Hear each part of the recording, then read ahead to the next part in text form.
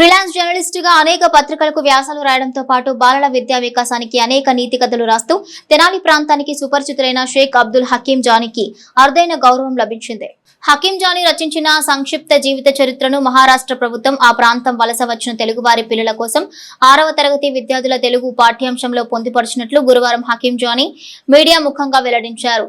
అర్చల్ శీతల్ దేవి గురించి అంగవైకల్యం వల్ల నిస్సత్తువగా నిలిచిపోగా మొక్కవోని ధైర్య సాహసాలతో పట్టుదలతో కాళ్లతో విలువిద్య నేర్చుకుని దేశానికి గుర్తింపు తెచ్చిన విధానం పాఠ్యాంశంగా ఈ విద్యా సంవత్సరం నుండి మహారాష్ట్ర ప్రభుత్వం అమల్లోకి తెచ్చినట్లు హకీం జానీ చెప్పారు. నమస్కారం అండి, నా పేరు షేక్ అబ్దుల్ హకీం జానీ. నేను నా రచనను ఈ ఏడాది మహారాష్ట్రలో 6వ తరగతి తెలుగు పాఠ్య పుస్తకంలో పాఠ్యాంశంగా పొందుపరిచారు.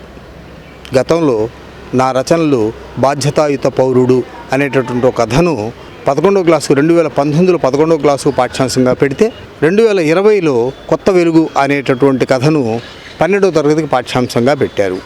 ఈ ఏడాది మహారాష్ట్ర ప్రభుత్వం వారు 6వ తరగతి తెలుగు వాచకంలో ఈ కథను అంతర్జాతీయ ఖ్యాతినార్జించిన ఆర్చర్ శీతల్ దేవి అనేటటువంటి ఒక యువతి యొక్క జీవిత చరిత్రను సంక్షిప్తంగా వేశారు. ఈ యువతి కాశ్మీర్కు చెందిన యువతి. కాశ్మీర్లో కిష్పార్క్ అనేటటువంటి ఒక జిల్లా ఉంది. దాంట్లో లోయిధర్ అనేటటువంటి ఒక చిన్న గ్రామం. ఆ గ్రామానికి చెందినటువంటి శీతల్ దేవి పుట్టుకతోనే చేతులు లేకుండా పుట్టింది. 15 ఏళ్ల వయసులో ఎవరో సూచించారు, అమ్మ నువ్వు కాళ్ళతో విలువిద్య నేర్చుకునేటట్లయితే నువ్వు రాణించగలవేమో, ట్రై చేస్తావా, ప్రయత్నించు అని.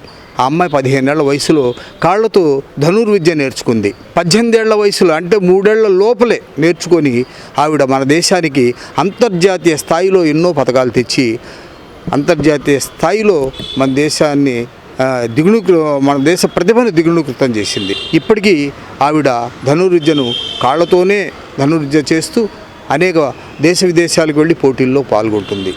నేను ఒక ఫ్రీలాన్స్ జర్నలిస్ట్గా ఇప్పటికీ గత 35 ఏళ్లుగా 1600 వ్యాసాలు రాశా పత్రికలు.